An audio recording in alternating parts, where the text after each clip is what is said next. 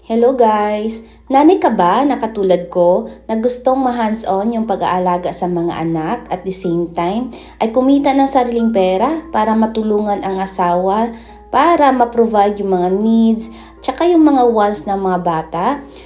Hello po, I am Chimi. I am a mother of 3. Meron po akong 7, 5, and running 2 years old. Meron po kaming online business. That's the reason why nagagawa kong makipaglaro, natuturuan yung mga anak, nasusubaybayan yung mga milestones ng mga bata habang kami ay kumikita ng pera.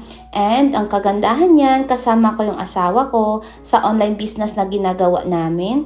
12 years na namin itong ginagawa. Ako po ay dating teacher. Okay naman yung income. Kaya lang kapag ikaw ay may anak na, of course, hindi na talaga sapat ito. Kaya yun yung reason kaya naghanap po ako ng extra income. Nagsimula sa extra income and then hindi ko akalain na ito na yung magiging bread and butter ng buong pamilya. So yung kagandahan ng online business, pwede mo itong gawin kahit saan, very portable. As long as meron kang cellphone, tsaka internet, wifi man ito or kaya data. So pwede mo nang gawin yung business. Pwede naman palang kitain yung kinikita ng isang empleyado for one day ay pwedeng kitain ng online job or online business for 1 hour or kaya ilang minutes lamang. And then, you have a lot of times para makapaglaro ka, para gawin mo yung mga gusto mong gawin. Kasama yung pamilya, mag-grocery, or kaya manood ng movies, or whatever you want to do. Another benefit mo, kapag ikaw ay nag-online business, hawak mo yung oras mo. So kahit anong oras kang gumising at kahit anong oras kang matutulog, it's up to you.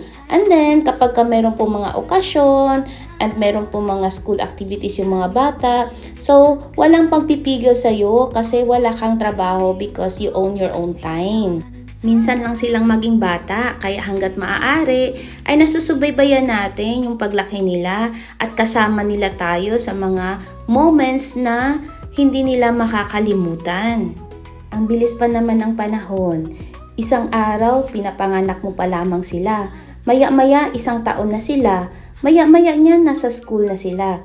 So sa lahat ng mga mommies na katulad ko na gustong kumita ng pera para matulungan yung mga asawa at the same time ay maka-hands-on na maalagaan yung anak at saka yung pamilya, do an online business or do an online job. So kung wala ka pang idea kung anong online business ang pwede mong gawin, mag-message ka po sa amin. Isa po ako sa pruweba na kumikita habang nasa bahay lang at masayang nakakasama yung mga anak ko. And at the same time, ay may mga oras kami na nagta-travel kami together. So, nandyan, nasa dagat kami. Natutuwa ako makita silang masayang mga bata.